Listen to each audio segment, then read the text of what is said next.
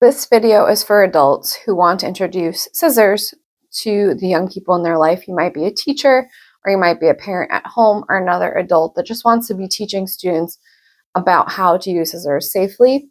I've been a teacher, an art educator since 2011, and I had avoided teaching my students how to use scissors because I wasn't really sure how, and it's not really something that they taught me in college in my educator preparation program.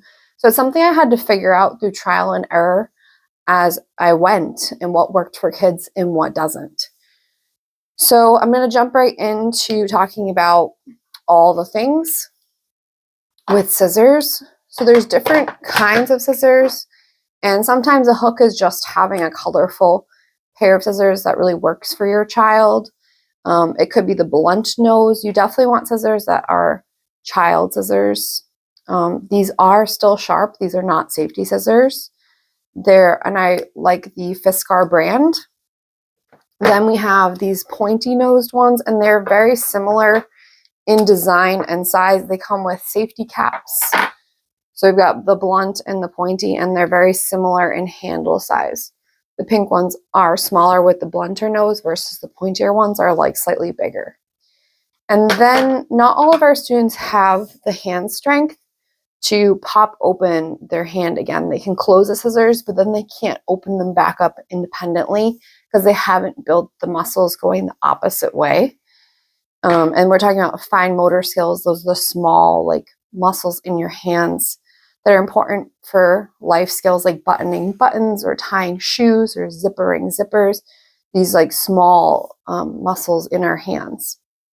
So they do make adaptive scissors. You can see this one has a trigger that you kind of pull down, and then this way they cut with the scissors, and then it's going to help them pop the scissors back open for them. So that's an option that you can use.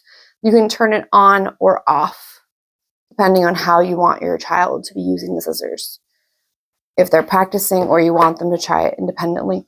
This pair also has something you can turn on to activate, and then the scissors pop back open on their own to help them learn the opposite. So there's different kinds of scissors, and you kind of have to figure out what is going to work for your child the best. So it might be some trial and error of having a lot of different scissors available for your student. And I work with students in public school from 3 years old to about 5th graders. So recently I've been teaching my preschoolers how to use scissors and just trying things out to see what works with them. So something you're going to notice is that they don't know which direction to hold the scissors, and they might not have decided which hand they are yet. Our preschoolers enter preschool at 3 years old, and sometimes they're switching back and forth between their two hands because they don't know which hand they are yet. So if you put the scissors in front of them, just see which hand they continually and consistently grab with the same hand over and over again. So when we're talking about scissors, I tell them this is a tool. You want to be very explicit with, if you're using paper, that these are only for paper. We don't want to give them the idea of other things they can use it for and plant those seeds. So we want to just tell them what they are for. So if we're cutting with paper on that day, you want to just say, these are only for paper, just so that they start to understand the distinction between different things that they can use scissors for. And I like to introduce to the kids how to hold the scissors properly. And it takes a lot of repetition and just making sure that you're setting your expectations that scissors are only to be used when an adult has eyes on you, that the adult's eyes are on you, looking at you in the same direction. The adult is in the room with you. So you can set up your standards and repeat them, that you're giving your student, your child, trust to use these, because these are a tool and not a toy, and that they can hurt us and cut us if we use them inappropriately. And you can use a prop like an alligator, for example, and we talk about how the alligator can bite us, it can hurt us. We need to respect wild animals, and just like that, the scissors We need to respect them, that they're a tool, that they can cut us. So we have to be very careful with them. So what I repeat over and over again when we're talking about scissors and holding them is thumbs up, and they repeat it back to me.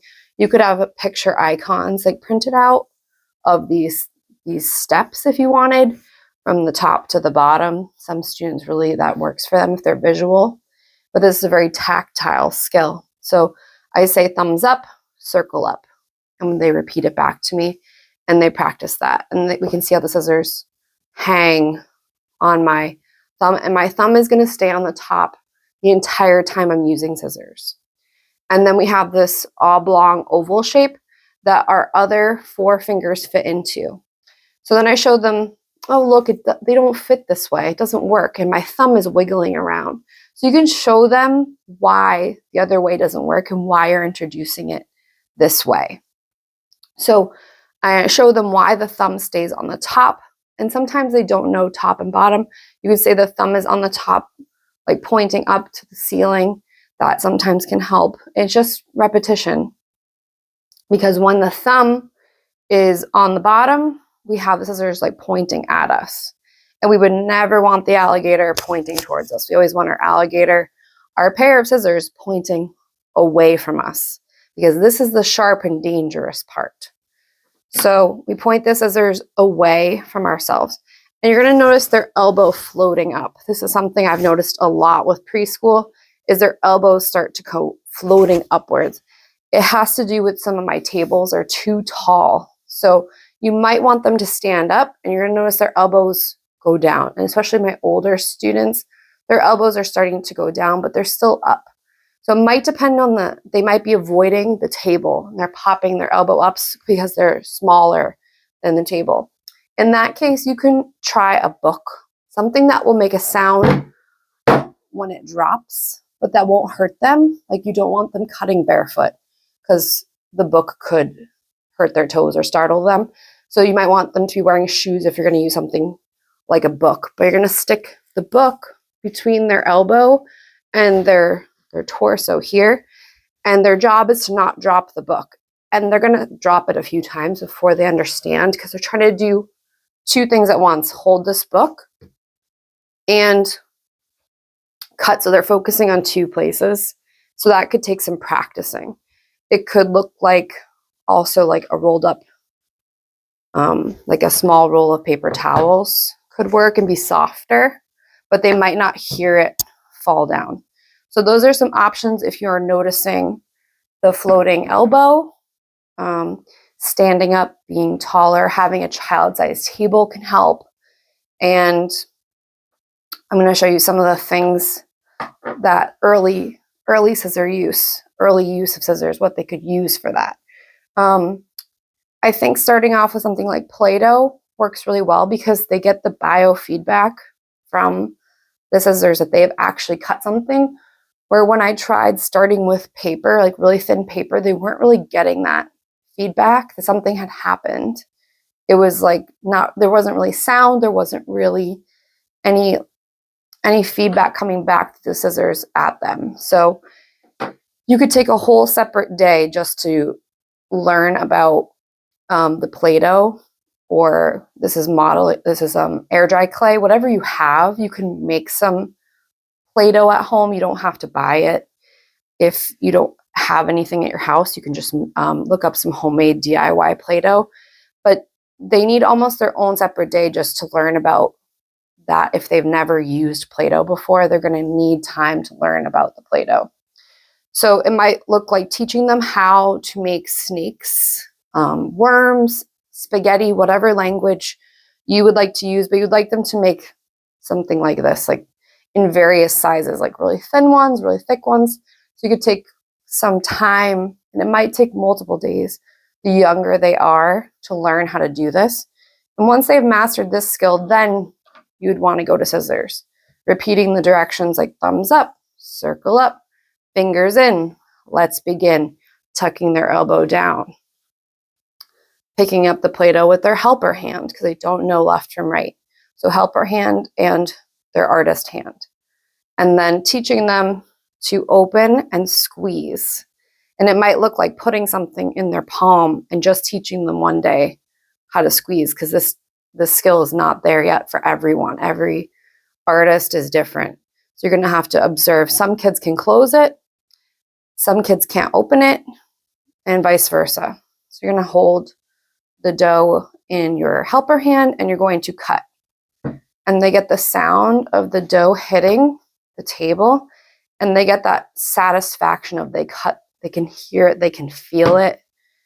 They're very excited. So we talked about rolling out the dough and cutting like raviolis. Like the more like you can tell it as a story, and the more it's like an active thing that they're playing, and that they're making something, the more into it they are. Like we pretended, I have all green scissors at work, and I put stickers here to make it look like an alligator, and we were feeding the alligators the dough as spaghetti and making ravioli, and then reforming the dough to be cut. And they were really into the idea that the scissors were a wild animal that we had to be respecting, and you have to be animated and ham it up, but at the same time knowing that this is a tool, and if my fingers get too close, I can get cut. And what do we do if that happens? Because eventually it could happen. Okay, so after you introduce dough of any kind, another great thing to introduce is paper straws. You can roll up scraps of paper, and make your own paper straws if you don't want to buy them. You can flatten the straws or have them flatten the straws like this for you. And that's a great exercise. That's pinching the straw flat. You can also leave the straw open. And introducing the skills again, tucking the elbow, the thumb stays on the top. We never want the alligator looking at us. We want the alligator looking away from us, pointing away from our belly button. And then they can cut the straw, and they're getting the feedback, the sound, and that like satisfying crunch feeling. And I'll tell you that the straws go everywhere. So then you can have a nice fun game of picking up and using teamwork. We're all going to fill this cup of straws. And then we had fun using the glue sponges to glue and make art out of all these little pieces. And they had a blast. And we said this was alligator food, and we were cutting up these straws as alligator food. And these are just flying everywhere. So they had a lot of fun with that. They were getting that feedback of they had done something, and the straws are going everywhere. So there's that. So the second thing I would introduce is straws. And preschoolers especially are okay with doing the same thing over and over again. I thought that introducing the same thing would be boring for them, but they really enjoy the repetition and learning the skill and getting better at it, and they feel a lot of success and pride. So you can buy straws or make straws. Another great thing I would introduce is this like corrugated paper, and I'll put links in the description box if you would like to buy some for your classroom or for home. And I cut it into long strips. The longer strips, even if you're using regular paper, work really well because they can cut through in one chomp of their scissors. It's harder for them to open and close and continuous cut a big piece of paper. So the smaller the things where they can cut through and feel successful, the better. So they're going to hold it with their helper hand. They want to keep their hand away from the alligator's mouth. And then they're going to cut straight through, and they feel that success. There's this great sound that the corrugated paper makes. So they're getting the feedback. They're hearing it hit the table. And then we played pickup because kids don't know the difference between chores and playing. So they enjoyed picking up all the little pieces, and we added it to the same bin that our paper straws were in. So we made a collage with the corrugated paper and the straws. So we're building on the same collage bin and just adding to it. Another great thing is like some sort of cardstock, and you can cut these into thinner pieces. You can pretend I cut it into thinner strips, but they're going to hold the thin strip and practice cutting because they get the feedback. And it's best if they can get it in one bite, because then they can't always get this back in here and line it up again. The older students will, the younger ones are going to feel some level of frustration. And we added these index cards, the cardstock, to the collage bin, and they collaged with that, and we called it alligator food. We were feeding the alligators.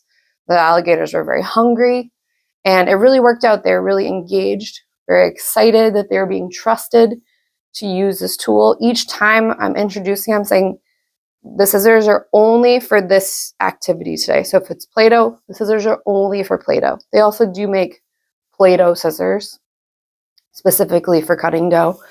And, you know, if you're cutting straws, the scissors are only for straws. We're not giving them ideas that we're not cutting clothes. We're not giving them ideas not to cut hair. Because it's like, once you say that, it's like you've planted the idea that they did not have before. When you take them to the hairdresser, you can tell them those scissors belong to the hairdresser, and these ones are special, and only these ones are for hair. So you can be teaching that in all settings, that they might see scissors, and that this is like a great responsibility. And if we're not responsible with scissors, like, we're going to lose the scissors. We won't be able to do this today. We'll have to do it a different day. So I hope that helped, because I really had no idea how to go about teaching scissors, and I felt intimidated.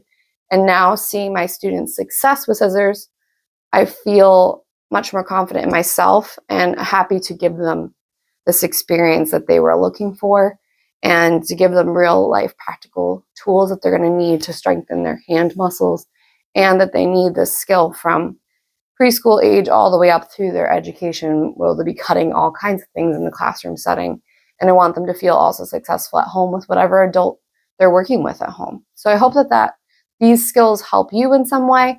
And if you have comments of ways that you use scissors with kids, or how you introduce it, would love to hear in the description box to help other adults who are reading the comment section. And see you next time. Bye.